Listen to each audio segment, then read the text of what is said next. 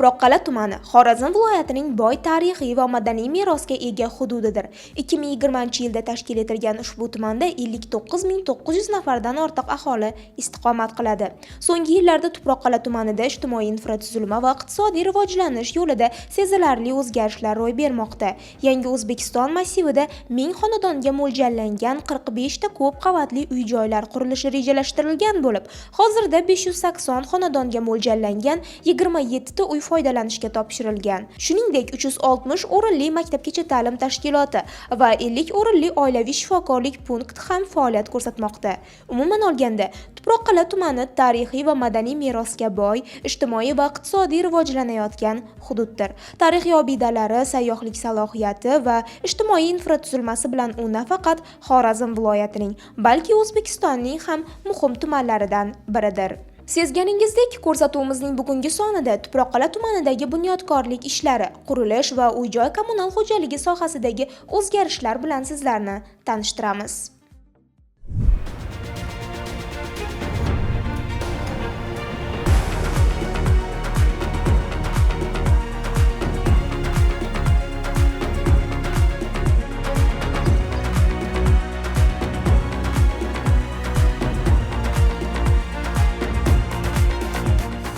Tuproqqal'a tumanida so'nggi yillarda ijtimoiy va iqtisodiy rivojlanishning yangi bosqichi boshlanmoqda. Bu o'zgarishlarning markazida Yangi O'zbekiston massivining qurilishi turibdi. Ko'p qavatli uy-joylar bilan birga massivda ijtimoiy infratuzilma obyektlari qurilmoqda. Yangi O'zbekiston massivi bu nafaqat yangi uy-joylar, balki zamonaviy infratuzilma, ijtimoiy xizmatlar va yashash sharoitlarini yaxshilashga qaratilgan keng ko'lamli loyiha hisoblanadi. Ushbu loyiha hududning iqtisodiy va ijtimoiy rivojlanishiga katta hissa qo'shadi. Qurilish sohasida uzoq yillik tajribaga ega Jahongir Nazarov ushbu massivda qurilish ishlarini olib borayotgan 14 ta quruvchi tashkilotlardan birini boshqarmoqda. Ular massivda loyihalarni amalga oshirish jarayonlari haqida batafsil tanishtiradilar. Hurmatli Prezidentimiz tomonidan Yangi O'zbekiston massivlarini tashkil qilish bo'yicha topshiriq berilgan. Mana ko'rib tursiz, keng ko'lamli ishlar olib borilmoqda. Tuproqqal'a tumanida Yangi O'zbekiston massivi tashkil qilingan Obod mahallasida. Bu yerda 2021-yildan qurilish ishlari olib borilmoqda. Shu sohada faoliyat olib boryapmiz. Massivda ish birinchi yerni auksion orqali auksion savdolarına chiqariladi. Shundan yutib olib, keyin bir 3 oy davomida loyihalash ishlari bo'ladi. 3 oy davomida loyihalash ishlari bu yakunlanib, qurilishga ruxsat olgandan keyin bu yerda qatlamon qazish deymiz. Endi asosini qazib, fundament quyish ishlari bilan boshlaymiz. Sifatli uylarni qurib, aholiga topshirib kelyapmiz. Hozirda bizda 38 ishchimiz bor. Bundan asosiy ishchimiz 30, shundan 8 tasi mavsumiy keladi. Chet elda. Jasur aka, mana 15 yilga yaqin tajribam bor qurilish sohasida dedingiz. O'z navbatida aholini bir ish bilan ta'minlash uchun ham qurilish sohasi yaxshi bir yo'nalish bizningcha, to'g'rimi? To'g'ri, o'zi aholini ish bilan ta'minlashda asosan ko'p jabhasini qurilish egallagan.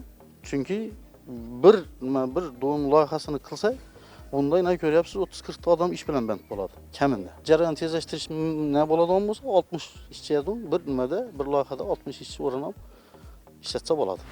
Yangi uyga ko'chish bu mehnatning mevasini his qilishdir. Bu sizning orzularingizga erishganingizni, o'z kuchingiz bilan yangi bosqichga qadam qo'yganingizni anglatadi. Yangi uyda yashash kelajak uchun mustahkam poydevor yaratishdir. Bu yerda siz o'z farzandlaringizga yaxshi ta'lim berish, ularni baxtli qilish va yaxshi hayot taqdim etish imkoniyatiga egasiz. Yangi uyda yashash bu nafaqat jismoniy joyning o'zgarishi, balki ruhiy va ma'naviy o'sishning ham ifodasidir. Bu baxtni his qilishning, hayotdan zavq olishning eng go'zal shaklidir. Ushbu massivda o'z uyiga ega bo'lgan Mahfira Jumaboyevaning fikrlari ham shunday. 2022-yil ko'chib kelganmiz noyabr oyida. Sharoitlarimiz yaxshi, bolalar uchun maydonchalarimiz bor. Qulay, hammasi o'yingohlarimiz ko'nglimizdagidek. Yo'llarimiz tekis va ravon, tungi yoritgichlar bilan yoritilgan. Kechki paytda sayr qilsak ham yaxshi, qulay o'zlarimizcha to'lab kelib ko'kalarimizni almashtirish boshlandi. Endi qo'limizdan kelgancha qo'shnilar yig'ilishib hammamiz bog' etishga harakat etamiz. O'zimiz uchun yaxshi bog'lar yaralsa, farzandlarimiz ham soya salqinda o'ynaydi. Prezidentimizga rahmat, bizlarga shunday uy-joy sharoitlar qilib bergani uchun. Maktabgacha ta'lim muassasalarining yangi binolarga ega bo'lishi bu nafaqat bolalar uchun qulay va xavfsiz muhit yaratish, balki jamiyatning kelajagi bo'lgan yosh avlodni har tomonlama rivojlantirishga bo'lgan sarmoyadir. Yangi qurilgan yoki rekonstruksiya qilingan bog'chalar zamonaviy ta'lim va tarbiya jarayonlarini amalga oshirish uchun zarur sharoitlarni ta'minlaydi. Yangi qurilgan maktabgacha ta'lim muassasalari bolalarga zamonaviy o'quv xonalari, o'yin maydonchalari, musiqa va sport xonalari kabi imkoniyatlarni taqdim etadi. Bu esa bolalarning jismoniy va aqliy rivojlanishiga, ijodiy qobiliyatlarini namoyon etishiga yordam beradi. Bu borada massivda joylashgan 360 o'rinli maktabgacha ta'lim tashkiloti mudirasi Ozoda Odinayeva shunday deydi. Chiroyli, shunaqangi shinam joylarda hammani ishlagisi, bolalarga ta'lim tarbiya berishga hamma havas qiladi. Bizning shu Tuproqqala tumanidagi Obod mahallasida 16-sonli maktabgacha ta'lim tashkiloti 2023-yil ochildi. 5 ta guruhda tarbiyalanib kelmoqda. 130 ta tarbiyalanuvchi hozirda qamrovga olingan. Qamrovimiz kundan-kunga o'sib boryapti. Sharoitlardan tarbiyalanuvchilarimiz bemalol foydalanib kelmoqda.